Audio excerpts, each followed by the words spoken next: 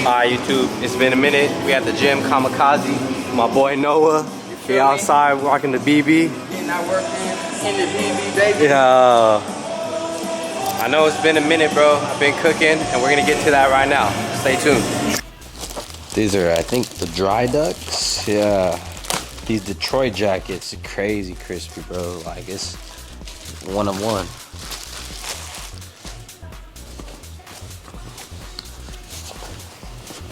You know, I always say size down on Carhartt. You know, it's a little big. My favorite hoodie that I've seen lately, probably, you know, if you're looking for a low cost, SS 4500 from Independent. I think that's a well put together hoodie for the price point. The weight on it, it's a mid-weighted hoodie. It's a fleece inner lining, so it's not going to leave too many little balls, but you want to make sure that you're washing it correctly. And that's what I always be trying to tell people. How you wash your clothes really dictates how long it's going to last and stuff like that. But for the most part, what y'all think about, what do you all think about hoodies when you're purchasing them, right? You got to look at, like, am I going to use it for embroidery? Am I going to use it for screen print? Am I going to use it for DTF, DTG? You know, those are all things to keep in mind. The SS 4500, yes, it's a good price point. Yes, it's a mid-weight. It's for a low cost, low entry. But for the most part, I always like to put a premium feel to a majority of the things that I'm doing. Part of a solid foundation. Then we can begin to elevate with like corduroy hats like this and stuff. If you send me your address, bro, I'll send you some of my shit that I produce for my personal brand, Born Bad, like I'm wearing right here, and so you can see what's up. Should be over there. I'm over here trying to get plays on Instagram. I'm always working. You guys gotta understand, God puts people in your life for reasons. To either help you or to either teach you. You determine where you end up with that, man. Like, I'm very blessed to have a lot of father figures in my life. Growing up, you know, my dad was in the pen. I didn't really have too much. I have my mom, but my mom was always focused on other shit. My mom always put guys before me, and like, growing up, I sat with that in my head for so long and just didn't understand it, right? And I'm kind of distant now, but moving away helped me mend my relationship with my mom, because at the end of the day, she had me at 16. So when I grew up, I understood what it would feel like to have a kid at that age. And I don't knock my mom. I love her. You know, I kill for my mom. I kill for my pop. I kill for my whole family. Kill and die. I got that on my chest. But ultimately, like, I had to grow up to understand, like, my mom's viewpoint on it. And I'll never knock anybody. And it's all in our minds, right? It's all in the mindset that we have that really, how would I say this? That really helps you look at life from a different perspective. I'm always talking about perspective is key. Perspective is endless to, like, creativity. Perspective is how you elevate yourself and what you're doing in life. But not only that, you know, perspective is how you look at the world, man. And no matter what, like, you guys got to understand, nobody in this world, nobody in this life can make you upset, make you feel any type of way but yourself. And, like, not a lot of people have the cognitive abilities to look in the mirror and say, I've been fucking up, let me hold myself accountable. They always try to blame other people, blame distractions. You can't be thinking like that. And if you stay thinking like that, you're not gonna get nowhere in life. Like, that's the hard part. There you go, dude.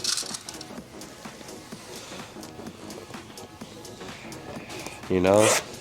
And I thank my mom for the way she was growing up. Whether she understands it or not, like, I have certain things in me that I never want to be like, and I have certain things that I never want to put out into this world, but that doesn't stop me from being me, you know. And a lot of us just got to play the cards God gave us, you know. And getting back to the point is, it doesn't matter who you consider your family. I got family that's thicker than blood, and I got family that's my blood that I don't give a fuck about.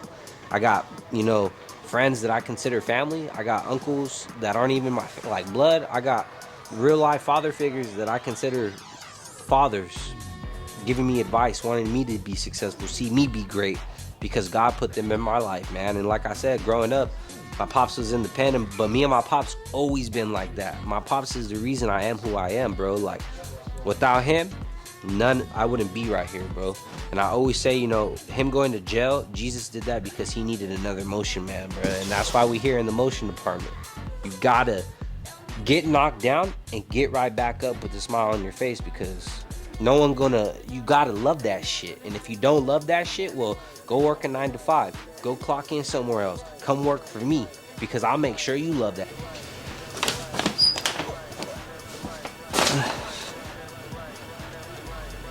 Just cooked up this design for my boy in like 20 seconds, not even gonna cap. This is what I started with. You know, we got the MK4 Jetta Golf TDI, just freshy. Told my boy send me a picture. And whenever you ask somebody to send you a picture and they send you something as high quality as that, bro, like, give them a hug, bro. Like, that's a fucking beautiful picture. That makes my life so much easier. So I go ahead and turn off some of the layers. Play around with it, add some color balance. Boom. Here goes one part, start to finish. Now I'm gonna add some color on this bitch.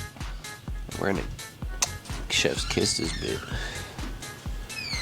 Now, if I really, you know, I should teach you guys like how, like the best way to go. So Control G. I do what's called destructive editing. No, Dodicus. Non-destructive editing and destructive editing. So destructive editing is like if I were just to go merge those groups down without putting it into a group. I'm gonna take this group, I'm gonna layer it, make a copy, I'm gonna hide this one, and then we're gonna go ahead and merge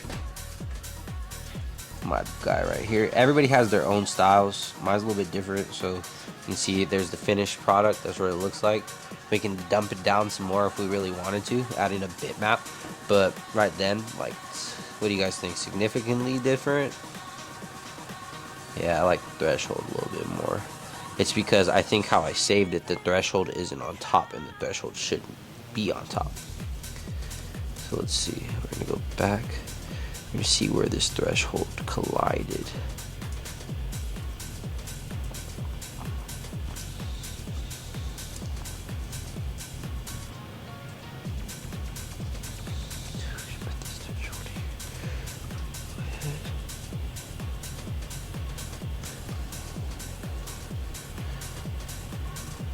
Crisp. And that's how we get this done. Now we're gonna put this together and I'll show you all the final pieces.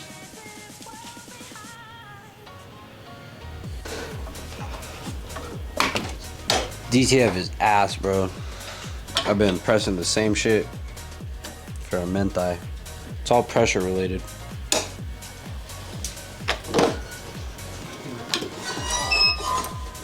Fuck. Y'all like my swag? Turn my swag on. Got the warm bag, you dig? Gotta get everything ready to go. Tomorrow we're on our way to Bend to go pick up a new client. You feel me? About to be a little trip, a little day trip there and back.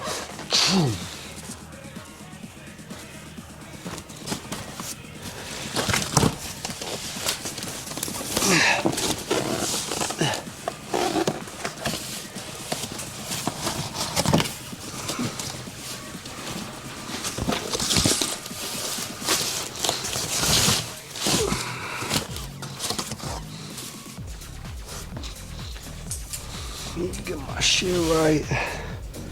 You dig. I'm rocking a MacBook Pro 2022. 2023 version. Get everything ready to go. Then back to editing all the way up there. Goodies ice cream. Where are we going? About to get some snacks, I hope, for free. Some sample packs. But other than that, I'll see y'all in the morning.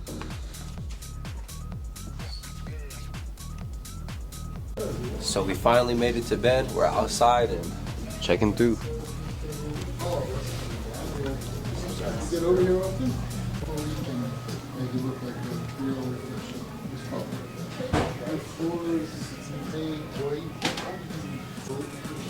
So we pulled up to Goodies, which has been in Bend, Oregon for the last 48 years. New ownership took over.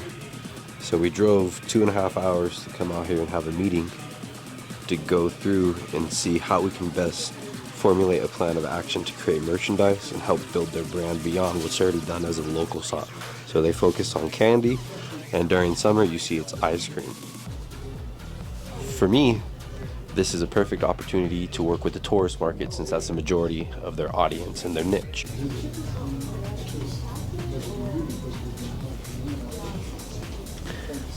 Definitely gonna have to try me some of this. I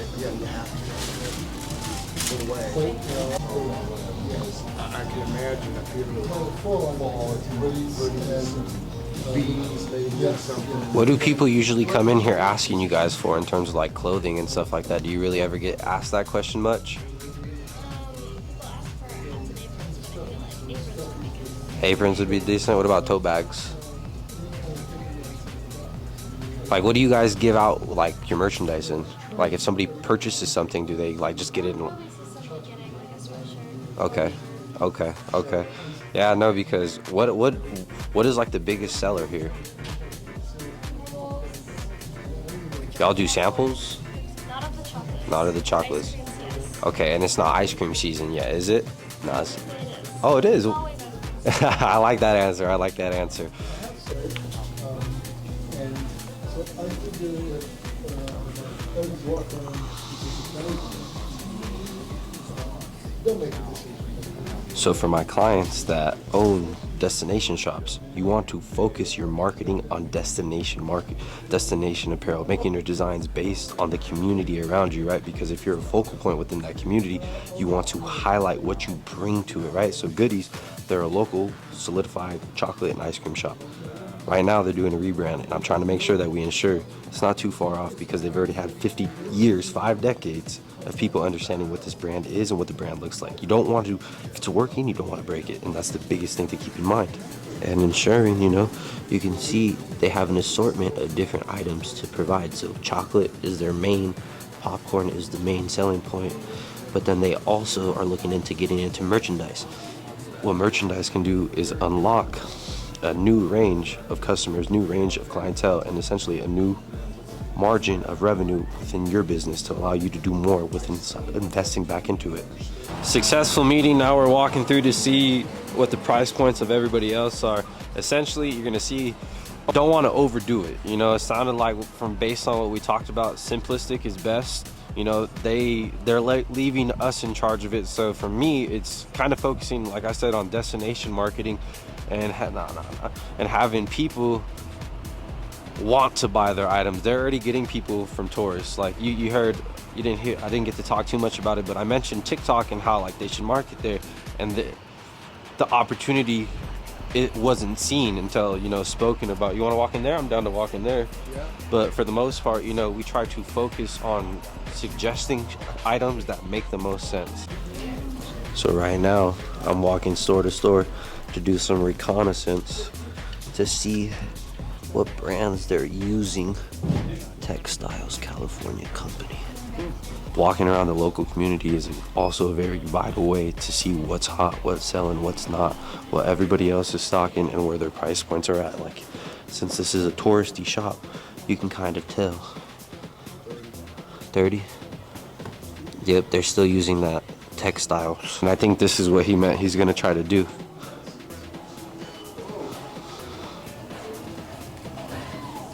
And so we're gonna do something like this, but with ice cream. You that aren't in Oregon, Bend is in Central Oregon. It's about 2.5 hours away from me. Cool little town. Everybody's active. Everybody's outside. My type of people.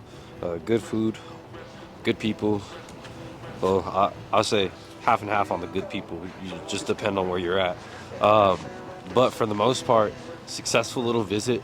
You know, take time when you are selling or going to meet people for your business. Take time to go and meet them. Take time to put a face behind the name, and you'll see how it makes a difference on your business.